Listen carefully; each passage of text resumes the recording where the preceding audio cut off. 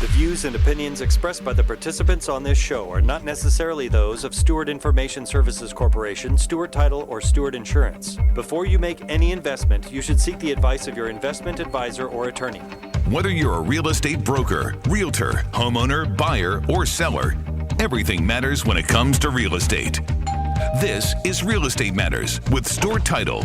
Stewart Title's Bill Napick and guests open the door to what really matters in owning, buying, and selling real estate. And now, Real Estate Matters with Stewart Title, brought to you by Stewart Insurance. Here to inform, entertain, and inspire, Bill Napick. Welcome to the show, Real Estate Matters with Stewart Title. I am your host, Bill Napick. Thank you for joining us again. We're getting reports that more people are listening than ever to this show. This is show number 359. We're here once again to inspire, inform, and even entertain as we go, because we always search far and wide to find the best guests possible, and I think we've done it again this week. That's right. So I'm your host, Bill Napick, and today we're going to talk to an author, a businesswoman. We're going to talk to a top realtor, and even a pool contractor. So all kinds of great things on the show today. First, let's talk to Joanie Wolfswinkel. She has written the book called The Choice Is Yours. She started a company along with her husband called Real Property Management Preferred. In fact, one of her associates was on the show last week, but today we're going to talk about her book, The Choice Is Yours. In addition, she has a podcast that I know you're going to like called Inside the Wolf's Den. So here she is, Joanie Wolfswinkel. Joanie, welcome to the show. Thank you, Bill. Thank you so much for having me on here today. Did I get that podcast name right? You did. Inside the Wolf's Den. Perfect. And if you're here, what's going on inside the Wolf's Den now? They must be missing you over there. They are. They're on a little break right now. They're saying it's just not the same without Joanie here. But let's first talk about the book. And many people in whatever profession, certainly here in the real estate profession, yours truly, I think about it from time to time. I say, hey, I'm going to write a book. As you are a business person with a very serious company doing a lot of business in a great real estate market, but in sometimes a complicated world of property management, right, that alone has its set of challenges. Oh, gosh, yes. And rewards. To do that, to be a mother, a wife. So that's kind of, I guess, the idea of your book. Let's tell people. Correct. Yes. The book is called The Choice Is Yours, Balancing Success as a Wife, Mom, and Entrepreneur. We all know that's a tough act to follow. I mean, there's so much going on. You're trying to balancing all that. But the reason why I wrote the book, just to kind of give you a little, background on that. So growing up, I actually was born in a dysfunctional, I would say, family. Father and brother were both drug addicts. And so you can imagine a lot of doubt from others saying, hey, look, poor Joanie, she's going to be growing up to be a drug addict or whatever the case may be, and really a lot of doubt, people even wanting to see me fail. In reality, I had two choices. You either be the victim or you be the victor, right? And so, of course, I chose to be the victor. And I didn't want to, live in this dysfunctional lifestyle that my brother and my father were in. And so I chose, there has to be a better way. And at 19 years old, I started my real estate career. And so this book really kind of tells my story and gives women insight to, hey, it doesn't matter what background you come from, where you're from, it's all about the choices that you make in life. Indeed, that is so important, whether we're in the midst of dysfunction at any time of our life or we've just had a regular life. But I would ask the question, as a young person, you say your father was addicted to drugs. What kind of drugs are we talking about? So my father was a heroin addict and my brother was a meth addict. So, growing up. Serious. And yeah, I mean, I really didn't know if there was another way. That's what I lived through growing up. And how did you know, as we grow up in a family, we think it's all normal, whatever our situation is, but when did you realize that was not the norm for your father to be addicted to this drug or to have this play a part in his temperament and the way he treated his family and everything else? When did you know that was not?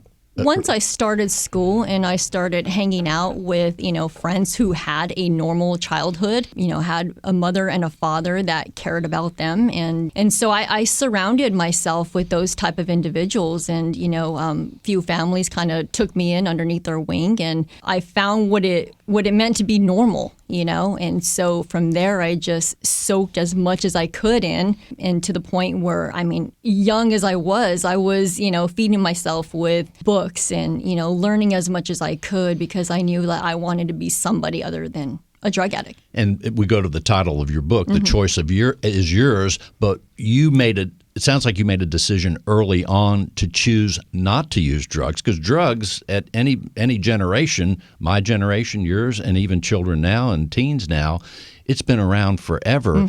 So about what age did you realize that, hey, I could choose to do the drugs? I'm sure there were probably kids at school maybe experimenting, but when did you choose not to do that? That's your first good choice, it sounds like. Yeah, and I would say I was about 10 years old when I realized that. And, at that age, I was kind of an oddball to begin with. I wanted to, get my first job at 10 years old just so I could help my mother support us.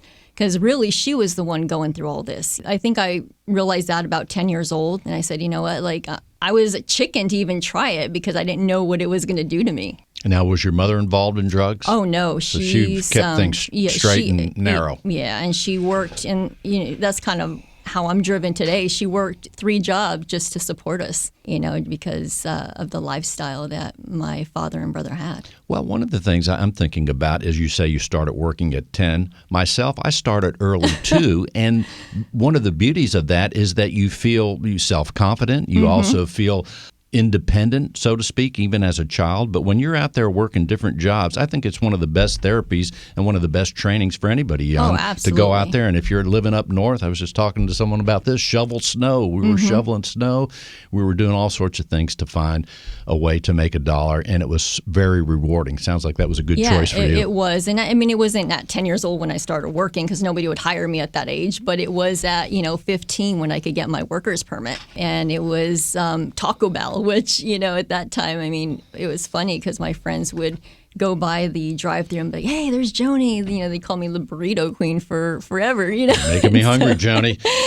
So the choice is yours. So here's the book. It tells of your beginnings. And then, as far as the choices, tell us a little bit more as it relates to the business part and some of the choices that you now make running this very successful company. Yeah, it's, there's a lot of discipline that goes into running it all, being a good mom, being a wife, and being an entrepreneur. And so, I just really had to focus my attention when I'm a mom, I'm 100% mom.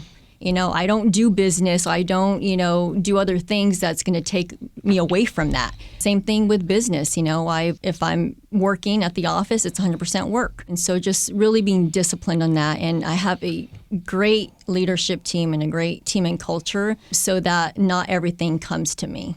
Like you said, property management is a beast. Having to do all that plus being a good mom and a wife can be difficult. And if I remember, your company manages about 1,500 homes between 2 states, or is that just here in Texas? Correct. Between 2 states. So here in Houston, we manage about 1,000 doors, and in Albuquerque, New Mexico, we manage 500. That's almost like having 1,000 children. Exactly. And 500 over in New Mexico. And with all that's going on right now with, the eviction moratoriums and just really being educated in today's world is a lot. Well, I think your story, as I'm glancing at the book, your story is inspirational for people, not just women, but anytime someone is, when we focus on the idea of making the right choices, that applies to everybody at every age. But here it is. It's a nice read, about 145, 50 or so pages. So it's a great book. Tell us some of the, as far as writing the book, you made a choice to write the book, obviously. Right. How long did it take, and what kind of discipline? Now you have a whole new job, wife, mother, business person, and now you're a book author. That takes time too. Yeah, it took about a year to write it, and honestly, so I am a big believer in journaling. And so I've always carried a journal with me. And that's kind of where this book became, is like, it was really therapeutic for me to, write about my story, the choice points that I have in my book. And so, it took about a whole year, but it was journaling almost every single day. I have my routine in the morning. I, wake up early, I work out, and, once I work out, I journal for about 15, 20 minutes, meditate a little bit, and then I get my day started. So it's all about routines for me. Systems and procedures, because that is so important when we're doing a lot of things for us to get those various jobs done. So let's talk about your podcast a little bit as well. And I know on your show you talk about the book and some of the elements and principles in the book. Let's tell people about Inside the Wolf's Den. First of all, it's a killer name. We're talking with Joanie Wolfswinkel, Inside the Wolf's Den podcast. Tell us about that. What are we going to hear on that? Inside the Wolf's Den. I'm a host as well as my husband. We have various guests on there: real estate investors, business owners, just any entrepreneur, and we talk a lot about mindset. Sometimes it's just him and I talking about mindset, but it's fun. It comes out weekly on Wednesdays. We launch a new episode every Wednesday. It's on Spotify, Apple, and then also on YouTube. So as you approach with all the things you're doing, you might even have somewhere along the line a thought for a second book. I don't know. But when you looked at it, you're smiling now, when you looked at 2021 on the verge, and now here it is, what were some of the things that you, your husband, and the team at your company thinking about, hey, how are we going to, and especially because you said the word mindset, what is the mindset you're using to approach this big year? We are optimistic, and we are, there's so much going on in the marketplace, but with that, I think there is opportunity and growth, and so really that's kind of what we're focused on for 2021 is growth in both markets. So all the things that you're doing at your company in terms of procedures and things, you're gearing it for growth. Right.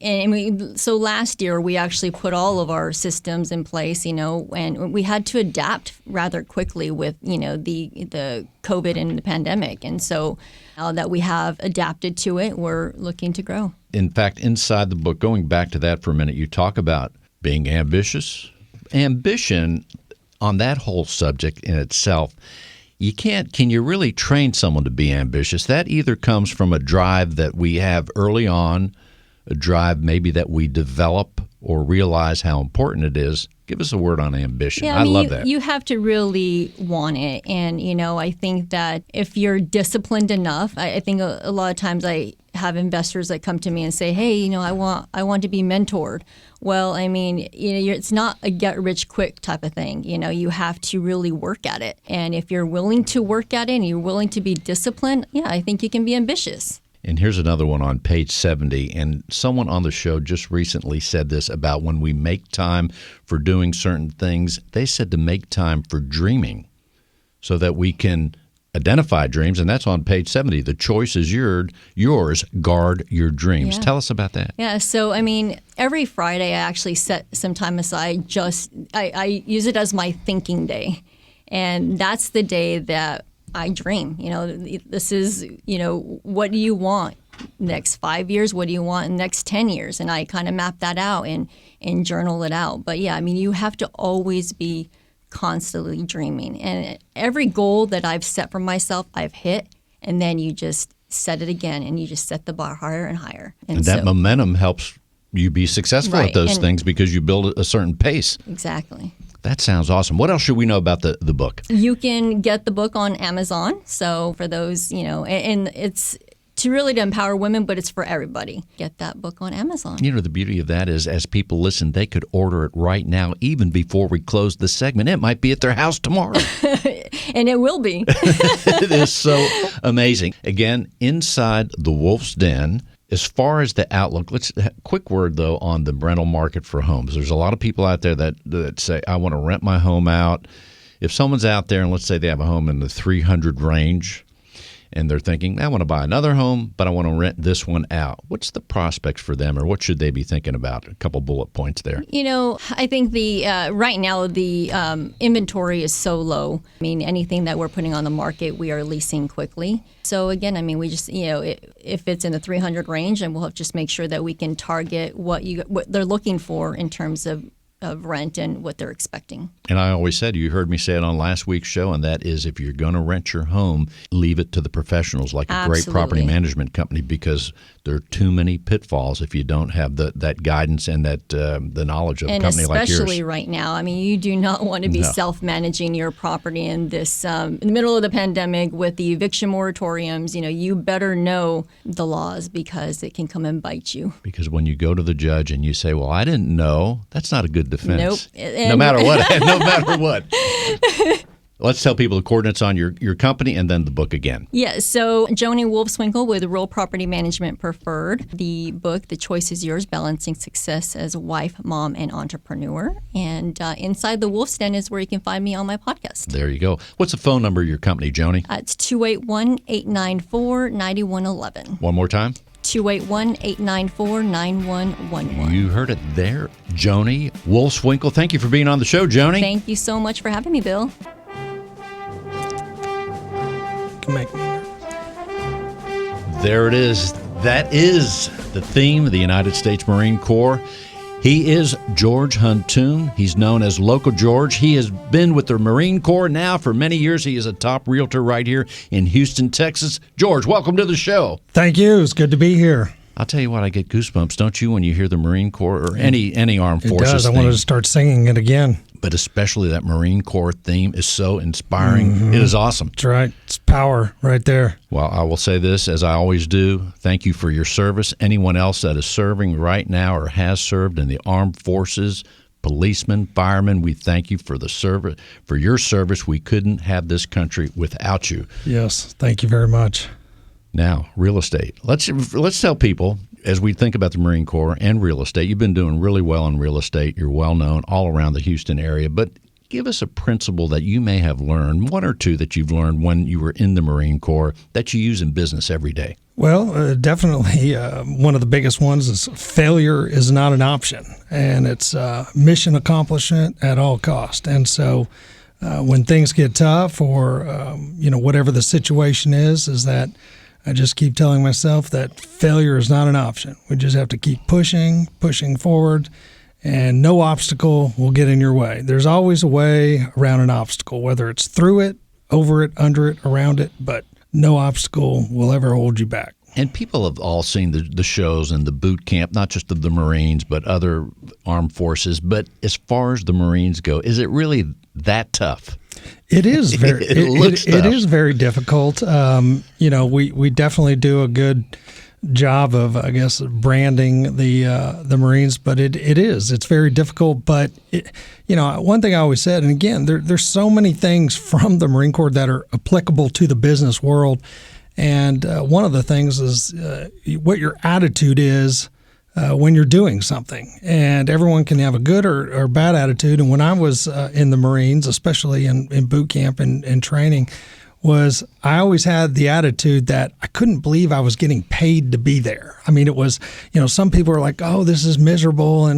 But for myself, I just really, the things we were getting to do, I was just really enjoying. So even though it was very tough, you were with your other, your buddies, going through it. And, but, I always had a good attitude thinking, God, I can't believe I'm getting paid to be here. This is amazing. And so that is a good attitude. Yeah, everything in life, no matter what, you got to think of, hey, what's the positive in this situation? Well, and we think about real estate and the attitude of the realtors and the experience, all those things. And I've referenced this once before, but there was a movie. I'm not even going to say the name of the movie because I think people are going to know about it. And that is at the beginning of the movie where the main character says, I have a special set of skills. You remember that? That's right. Now, I'm not going to mention the name Sure. because people will get that. And a realtor, especially now more than ever, you need to be like that character in the movie. You have to have that special set of skills. Absolutely. And you do. I would say the deals these days are so complicated. I don't know how anyone new gets in this business because the deals it takes every bit of knowledge I have to get from beginning to end on some of these deals. Some of them, they will unravel in the middle. But again, if you have problem-solving skills, then, and I always say my pay is commensurate with the amount of problems I'm solving. So you're right. It does come to who has the special set of skills. That's right. You need to use them every day. That's right. Get the job done. There you go. So how is the market? Let's tell people, you're all kind of all over the place, but let's tell people your areas of geographic focus and how you approach your work. Well, again, it's all over the city, from the city, definitely out west through the Energy Corridor, Memorial and Katy and Cypress, and Sugar Land, all those in Spring area, Woodlands. But the market overall, interestingly, I think you'll hear a lot of realtors say this, is that the inventory is tight. This last year was one of the best years I've seen since 2006, and that worries me sometimes because we all know what happened in 2007. But and it's somewhat counterintuitive. You had the pandemic start in March, and then the market just took off in April. Low interest rates is one thing, but the inventory did get tight, and that's kind of creating these prices to kind of shoot up right now. And you're seeing some multiple offers. I will say, and this is interesting to note, hadn't hit the news yet, but in Austin, I mean, the market is just unbelievable. It's out of control. And I know a realtor with my company that told me she listed a house beginning in January, here about a week ago, and she got 96 offers. That is no joke. I've never heard of that in my life. Okay, so what was the listing price? I think it was around $500,000. So there you are, right? And 96 offers, probably bid it up a couple $100,000, but it's because Tesla's coming in, Oracle's moving. Every company in the world is coming to Houston from California. And even myself, I've been the benefit of people from California coming here. It's incredible, the amount of people from California. Was she the listing agent? She was the listing agent. 96 offers. So there's the special set of skills. You better know how to deal as a realtor with multiple offers, whether you're the listing agent or the buying agent. Yeah. I've handled, most I think I've had in a situation is maybe, 10 to 12 offers that came in. And that's a lot too. And you have to handle those very carefully because someone's going to get upset, whether it be the buyer or the buyer's realtor. But you have to be very, very, and, you want to be treated the way that you want to treat them the way you would want to be treated and try to be fair. So that's some examples of a hot market. 96. I thought that must have been a world record for the amount of offers. That sounds like a record. But I haven't heard that in Houston. So luckily, we don't want that. That's too much. Yeah, it sounds like they're going to be Silicon Valley of the South there in Austin. Fascinating. So as far as the way let's say as a buyer then, when you have people call you now and say, hey, George, I want to look at a house. This is the price range. I don't know maybe someone says $400,000. They come to you, I want to be in the Katy, Cypress area. I have $400,000. George, let's look at homes. What are you going to tell them? How to be ready for that, and what can they expect in terms of what are they going to be able to look at in such a tight market? Right. Well, and that's the thing. I kind of find out, hey, what area are you looking in? Because, some areas, the market is kind of stable and even, and then others I know are very hot. So depending on what they're looking for. But I do, again, in business, one of the keys to success is setting the expectations ahead of time. And, for someone that's experienced, if I can set the expectations of my clients that, hey, look, this is what's going on in the market right now. When you do see something that, is priced right in great condition, there's a good chance it's going to go fast. And so you need to be prepared ahead of time that, hey, we might need to move fast on this house just so when the time, if I don't explain that and then it happens, they don't think I'm trying to push them and, they feel uncomfortable because I don't ever want to rush a client. But if I set the expectation ahead of time, and then, sometimes, we might have to make an offer or two that they miss out on the house, and then they kind of learn that, hey, it's the learning curve. Right. But I think it's common knowledge right now that, you got to be able to pull the trigger when it comes. Okay. So theoretically, you and I go and looked at a house today, and I like the house. I pretty much should say, look, let's put an offer on it. And have it done in short order where the other party gets it in a couple hours. And a lot of times I'll look at a couple factors. I'll say, okay, how many days has the house been on the market? If it's only been on, a few days or a week, 2 weeks, then you're not going to come in and really kind of lowball them or bring down the price. You're going to have to come in pretty competitive. And then I call the listing agent. Is there any other offers on the house? So I try to build this little algorithm to see how do we, present the most competitive offer. But if the house has been in this market, if the house has been on the market more than, 60 days, 90 days, something's wrong with the house. It's either severely overpriced or the conditions, something's up with it. Something's wrong. And so, but yeah, it's setting up the expectations and putting the plan in place. But if there's multiple offers, you better have an experienced realtor that knows how to beat out the other offers. What about if I'm a cash buyer? That's going to help me? It will a little bit, yes. And I've lost out deals too. We've even offered over asking price, but someone came. I mean, some of these $400,000 or $500,000 houses, people walk up with cash. I'm thinking, where are they getting all this cash from?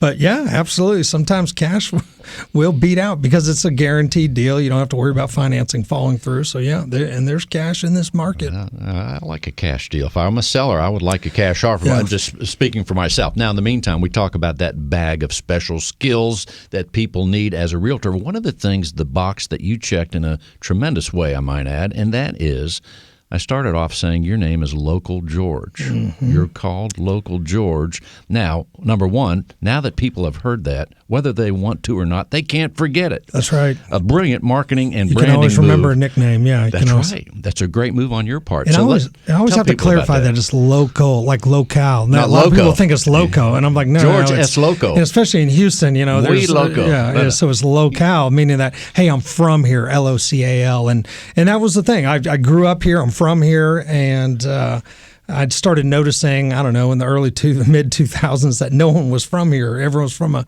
another city, state, or country, and so I said, man, I need to brand that Local George. Plus, I had been given that nickname many years ago up on the north side of town by some older guys that real successful, and they gave me that nickname, and so it kind of stuck. And but I decided I better brand it.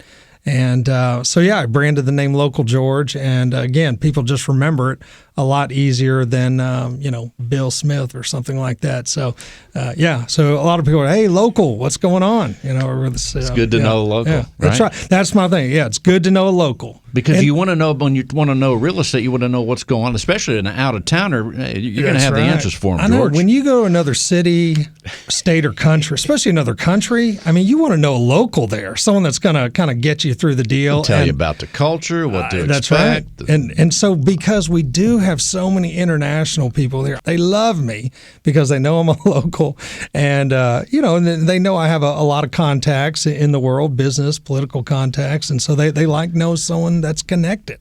And I'd say, hey, I'm going to take care of you. It's good to know a local. Plus, you know the market. The other thing that's nice about the branding, and I know you do other things from branding, you also created a logo. That's right. It kind of looks like the guy that's on the logo, if I recall, is like a guy on Monopoly, the Monopoly money. And so it has kind of a nice thing. It has a retro look to it. When I created it, a lot of companies were starting to get into that retro kind of logo. And so I wanted that retro. And actually now you've seen a lot of people, on different TV channels, they come up with these local, with the word local or localish, these little TV, episodes. So everyone's stealing my name now. So the whole idea, even in the restaurant world, the food world, the farm to market, all these different things. Local. So if you were to be a predictor, to look at what's ahead for 2021, based on what you know in the marketplace all these many years, and just as an astute businessman to begin with, what do you see play out in the real estate world for the next year? Here we are, well into January. What's going to happen if you were to guess? Well, I would say that's a two-prong answer, is that you have what's going to go on in the market and what's going to go on in the industry. I think, the market, you're going to see continued interest rates are just ridiculously low right now, so it's basically free money. I think, you'll see people continue to keep refinancing. Inventory is low right now. It'll be interesting to see what will happen this spring if more people. A lot of people think there's going to be foreclosures that are coming. There will be a good amount of evictions potentially when that opens back up, but I don't think you're going to see the foreclosures like people think. The market's too hot. They could just put their house on the market and sell it, versus sitting there and getting foreclosed on. I do think the market will be relatively healthy. I don't want to say, it's going to be hot on fire, but I feel like it'll, continue on. Now, however jobs and the economy is, we'll have to see how that plays out. The other side is the disruption in the real estate industry, with different iBuyer companies, like Open Door or something like that, where they come in and just offer you cash for your home. But, there's 50 million, investors out there that want to offer you cash for your home. And again, why would you do that if, give your home away? We can just put it on the market and sell it for top dollar. In a market like this, for sure, right? In a market like this. Before we close the segment, George, what else would you like people to know? Well, I love Houston, local George. I'm a citywide realtor. It's good to know a local, but just that I want everyone to stay positive this next year and take a deep breath. Think of the simple things in life. Be thankful for everything you have. Just stay positive. Keep smiling. Make someone's life better. Two quick things. If there's someone out there listening, a young person or otherwise, that's thinking about being a realtor, give them one quick word of advice. They're saying, I think I want to be a real estate professional. Yeah, well, I would say call me. I love to mentor people. I love to give advice. At the minimum, I'll tell you, what the ups and downs, and I'll tell you the truth about the business. And I love to help people. But just give me a call, and I'll help tell you what you need to know. And if there's a young person out there, male or female, that's thinking about joining the Marine Corps, what word would you give them? Oh, absolutely. It's going to be the greatest. You'll never regret it. Pays dividends. Still does for me now. I owe so much to the Marine Corps. How can people reach you, George? My website, localgeorge.com, or give me a call, text message 713-870-9747. One more time. 713-870-9747, localgeorge.com. And I think I hear the Marine Corps theme once again. Hoorah. If you're a real estate professional, then listen closely. Cyber criminals are targeting our industry. They are impersonating real estate professionals, homebuyers, sellers, and title agents. Their goal is to gain access to your inboxes, computers, and clients so they can steal information and funds. Does your business insurance offset these risks? Not sure? Contact Stewart Insurance to determine if your business is properly insured. Visit stewartinsurance.com or call 866-798-2827. Visit stewartinsurance.com or call 866-798-2827. Let's talk to Brett Hatfield. His company is Down Under Pools for the mind, body, and soul. He has been building pools for many years right here in the Houston area. Brett, welcome to the show. Hey, Bill. Thanks for having us. Down Under. What a great name. One thing you have there, we want to tell people where you came up with the name, but also it is a name that is easy to remember, so people could always remember you. Originally I was born in Perth, Western Australia.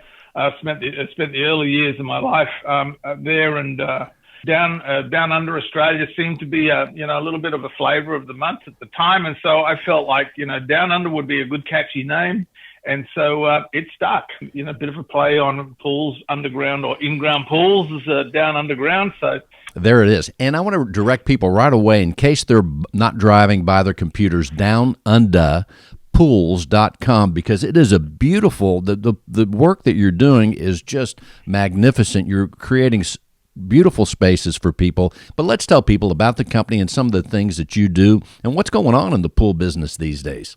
Down Under was born from actually a portion of my lifestyle, which is I love to be around water. If it's not the beach, then I'm going to be at home if I don't have the opportunity to go to the beach. I believe that a pool fosters family, friends, gathering, cooking, eating, floating, all of those kinds of things. So to be able to create those environments is actually very rewarding. And so we're not a volume builder. We don't build hundreds of pools every year. Not that there's anything wrong with that. My business model, we've chosen to go down a different road and build a limited number of pools, but really focus on the quality and the functionality and how we move people around your backyard. Well, we know that this year there has been such an attention to the home in general for remodeling, for people changing their home because they've been in the home so much. I don't like it, let me get a different home. But there's been a lot of remodeling going on and making the space inside and even outside in your world more tailored to what people are doing and what they want to do in their home. So the outside of the home, and it would be you're doing more than just pools. So let's tell people all the things that you can do in terms of transforming someone's yard, the backyard. So one of the byproducts of the COVID issue has been that clearly people have not been moving around as much, can't go on vacation. So my opinion, what I'm seeing is that people are tending to spend their vacation money on creating I don't like to use this term, but as a staycation. Kids have got nothing to do. Parents, weekends can't go anywhere. So you know what? Let's put in a pool and go out there and float around the pool. So as a result, the swimming pool industry as a whole has been extremely busy. And so there's been a huge uptick in pulling permits and that kind of thing. The trend is that, yes, people are spending more time at home and in their backyards and want to create an extension from the inside to the outside. So especially with cooking, outdoor kitchens are very popular at the moment.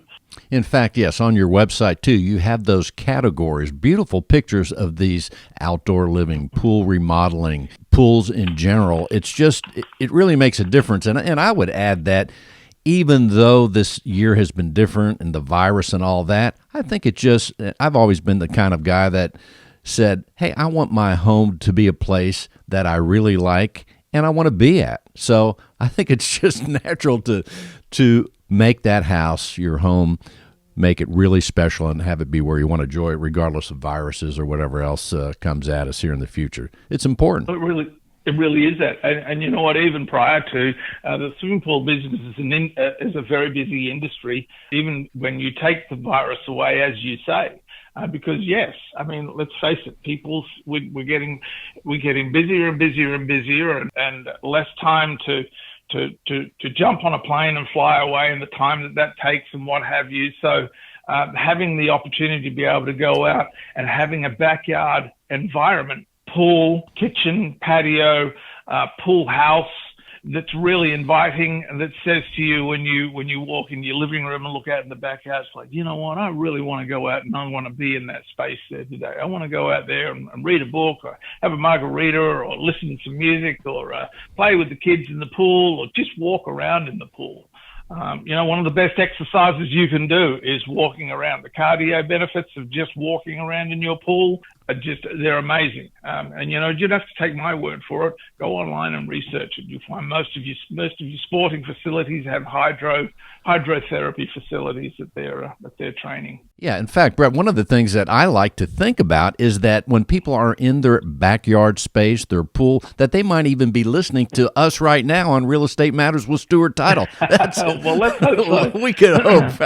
Let's hope so. Listening to music out there. I mean, who doesn't? One of the things that we do constantly in our lives, and it's and for me, music is like a diary. And I'm not changing the subject, but being out there and just listening to your favorite tunes and reading a book or just whiling away the time or dreaming, floating in the pool.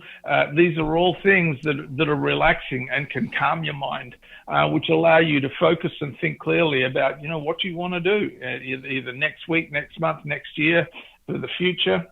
But also, I keep coming back to who doesn't like to have friends around and have the grill going and be able to converse with people instead of, you being in the kitchen and all your friends out there in the living room and you feel separated from the party. It's just a very, very social environment, and especially with spas. A lot of people ask me, where should we put the spa? Should we put it back over here in the back portion of the pool?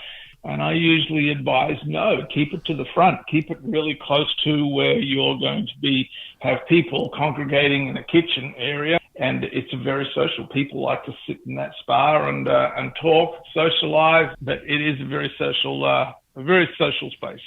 In fact, I have to say this, it may be cliche, but as you mentioned cooking and being in the backyard, they might even throw another shrimp on the Barbie. That just shows how old I am that I even remember that phrase when that was so popular. And all of a sudden, we're going back to Crocodile Dundee. But let me ask you this. You mentioned spas. Out of the pools that you are building for people, let's say the last 10 pools in however amount of time, how many of them all get the spa with the pool?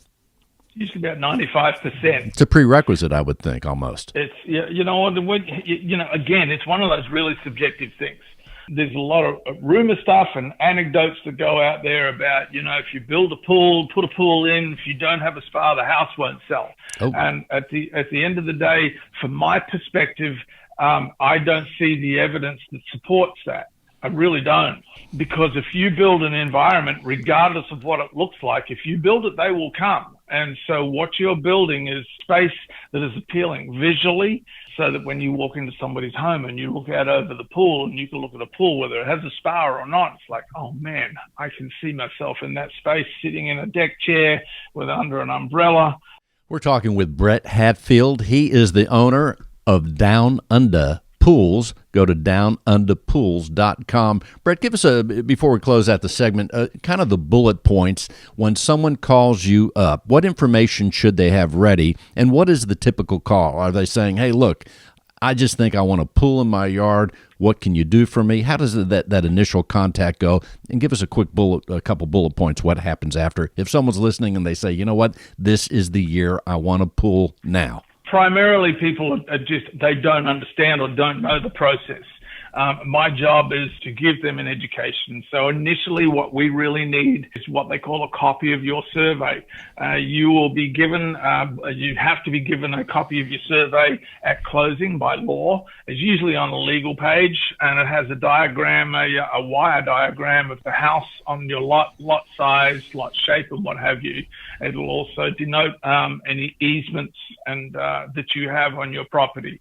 Easements are important because you cannot build into what they call a UE, which is a utility easement. Most people, the average, have a utility easement which is 5 to 7 feet, which means that there is 7 feet on the other side of the fence as well. And the easements are there for your utility companies to run all the primary services, gas, electric, and what have you. That would be the primary prerequisite, is to have a good copy of it, because we design in 3D. Most people are going to ask me, well, we just don't know how to start, and we don't know what we want, and so they're looking for direction. Photographs at the back of your house. At the moment, we're trying to honor COVID and all the requirements there, so to keep you safe and to keep us safe and limit our exposure, we ask that you take some photographs at the back of your house. Why do we need that? It's so that I can see the architecture of the house. When I start to design, I will literally recreate the back of your house, and so that when I show you the design, you will see your backyard with the pool in it, and how we're going to move you through that space, and how we're going to have you interact with it. I would say that's really the primary one. Having good documentation, good data in the form of a survey will really help. Downunderpools.com. And your gallery, Brett, when people go to the website and they look at the gallery of your work, you are like the Michelangelo of these spaces. It's incredible. So you're doing tremendous work. I know you handle the relationship is so important with the person that, like you, if you're going to have a pool, you have to have the right relationship, because the pools take more than a couple weeks to put in. So it is a relationship where, and I'm also imagining you go in and you're digging up a backyard. So that's kind of, I know as a homeowner, when that starts happening, all of a sudden you're like, uh-oh, this is a commitment. It's really important to ask lots of questions. And you know what, and see how well you're getting on with whoever it is that you're dealing with, because you're right. You're 100% right. It's not all going to be over in 2 weeks. And people, there are salespeople out there that will tell you anything that you need to want to hear in order to get your business. And then you probably won't see them again. There'll be somebody else. Process, will always tell you that it'll take longer than it really will. And that way we can handle scope and expectations. The more questions that you ask, the better off and the less stressful the process will be for you and for whoever is going to build your pool. Because it means that you're not frustrated and that, well, I didn't see that coming. Well, I didn't understand. Well, I thought that was included. And so, but why wasn't it? Why didn't you explain that to me? So I know we've all heard those questions before. So there's no stupid question, only the one that you don't ask. Don't be frightened to ask, whoever is going to build your pool for references, although I'm not a big one on references, because they're not going to give you people that were unhappy with your services. But hopefully they have a lot of references, and do your due diligence. Check them out on the Better Business Bureau. See what it looks like there. The internet is a great source of information, and you can usually find things out about people on the internet. So again, make sure you do your homework, ask lots of questions, and then because it's not one size fits all. Brett Hatfield, Down Under Pools, downunderpools.com. Brett, if someone wants to give you a call, what should they do? Give us a call. You can call us at 281-236-4344. I would love to talk to you. I'll answer all of your questions. Even if you don't go with us, you go with somebody else.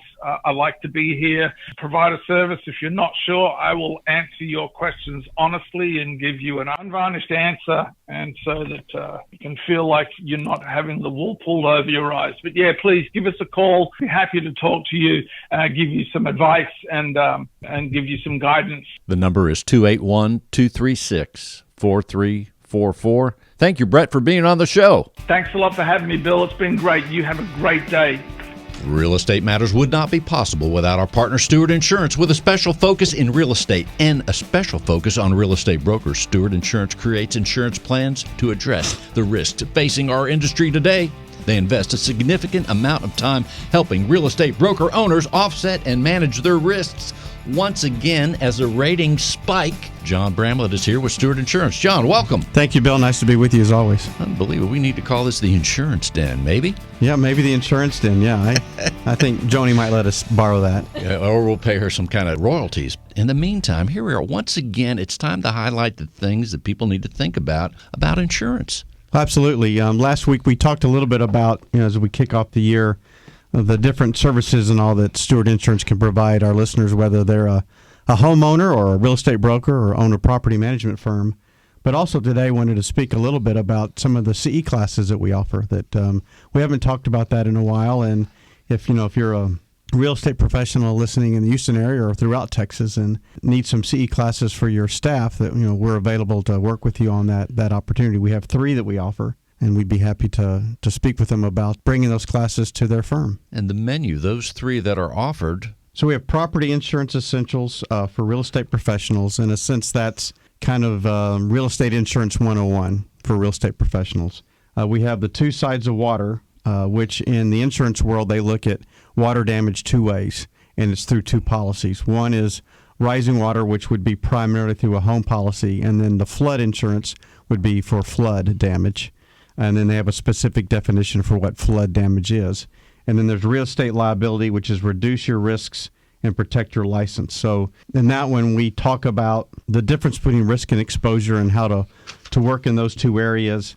We take a look at what the risks in professional services are and how claims arise from what those risks are. We've identified 8 industry factors that could increase your risk. We look at some claim scenarios and 7 steps or areas that you can practice to reduce those risks, and then just ways to manage those risks and offset the exposure in general. So that kind of gives you a feel for the real estate liability, where we reduce your risk and protect your license. The first 2 are 2-hour classes, so there's 2 CE credits. The last one is a 3-hour class, and it's a 3-hour credit. So the people that would be interested in these classes are real estate brokers that are out there, and who else?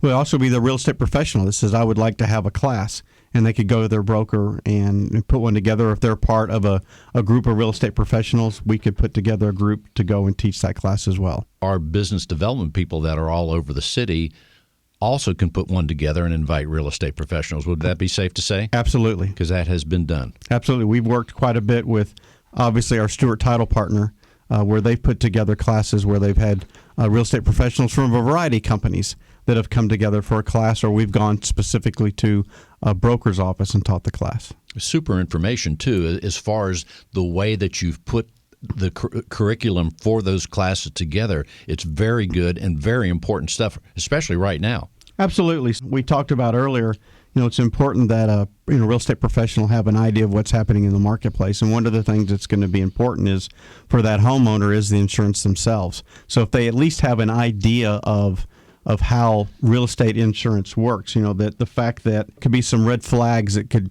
potentially be an issue with insuring a property that you're representing. Insurance companies look at view property in 6 different ways. So what are those 6 different ways so that you've got some guidance there to ultimately be a better resource for your client. And then as we talked about on the 2 sides of water, what are the different ways that waters can cause damage? And then with those 2 ways, what are the insurance considerations that go along with it? other thing that strikes me is when someone's going through the real estate transaction, specifically if they're purchasing a property, I am going to guess that a lot of times they don't think of the home insurance until after the fact or when they're getting ready to close. I think it's a good idea, or at least a suggestion on my part, is if you're looking at home A or B, you might give a call and find out, hey, what are the factors?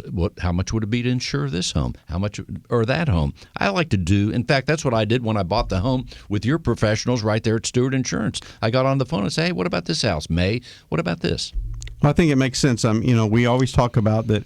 One of the first steps ought to be to take a look at what kind of home can you afford. So get your financing pre-approved.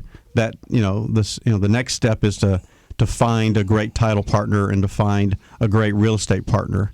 And then the third step would, again, to either reach out to your current insurance partner or reach out to Stewart Insurance and start having that conversation so it's not last minute. In fact, that's also one of my techniques I use when buying a car. Before I buy this car or that car, I get on the phone and say, look, what are the insurance ramifications here? And sometimes I'm surprised. I think one car is going to be the one that's lower in price, but it's not. That's why you check in advance. Be prepared. Absolutely. We want to make sure that all of our clients are properly insured. Again, the critical aspect is that we can offer insurance for a variety of clients, whether they be on the personal line side, their home, auto, wind, flood, motorcycle, and then on the business side, professional liability, errors and omissions, cyber liability, general liability, commercial property, business owners policies, workers' compensation. So a variety of products and services. Certainly in this room we know this, but many people may not know that each segment that we do on this show, almost each and every one, I put on my Facebook page. And the reason I'm mentioning that is that if you haven't gone to my Facebook page, please do. That way you could see the segments individually. Just take my name, Bill Napik, Knapik. Be my friend on Facebook. But the other reason I'm saying that while you're here, John, is that when I've been posting the insurance segments, I don't know if you look at the numbers, it looks like every once in a while you're winning out of the pack as far as numbers go. And that makes me realize that people really are soaking up this information on insurance. That's incredible. Well, are you noticing that? You're looking. It's either insurance is a new black, or maybe insurance has become sexy. So, but they just love John Bramlett. That too. That too. That's a given, Bill. That's a given. Well, if people want to reach out to Stewart Insurance, and I know they do, what should they do? They can call us at 866-798-2827 and ask to speak to me about their business insurance, connect with one of our advisors for their personal lines insurance. We can schedule a CE class. They can also send us an email at stewartinsurance@stewart.com. That's stewartinsurance@stewart.com, or 866-798-2827. Sounds like you said 866-798-2827. They can give a call and be properly insured after a discussion. Absolutely. There you go. Thank you so much, John Bramlett. And we want to thank you all for listening to Real Estate Matters with Stewart Title. Again, if you miss any of the past shows, go to stewart.com/Houston. And before we close the show, once again, Joanie Wolfswinkel, that's right, inside the Wolf's Den, author of The Choice Is Yours, and one of the owners of Real Property Management Preferred. Joanie, let's say goodbye to everybody, and let's tell them again how they can reach out to you. Yeah, thanks for having me on here today, Bill. They can reach out to me at 281-894-9111. Visit my podcast, InsideTheWolfsDen.com, or email me, Joanie at htownrpm.com. 281-894-9111. And they could pretty much buy your book anywhere. Awesome. There you go. George, local George Huntoon. Here he is. George, before we close things out, if someone wants to reach out to you, what should they do? Just Google my name, George Huntoon, or Local George Houston, or localgeorge.com, or you can call me 713-870-9747. But Google me. I'm out there everywhere. And if someone wants to join the Marines, they're young enough, let's give them one more word of encouragement. Man, I tell you, it'll be the greatest experience of your life. You will be forever remembered in history as a United States Marine. You will have earned the title. Thank you all for listening to Real Estate Matters with Stewart Title. I'm your host, Bill Napik, and until next week, go to my Facebook page, too. Thank you so much. We'll see you next week.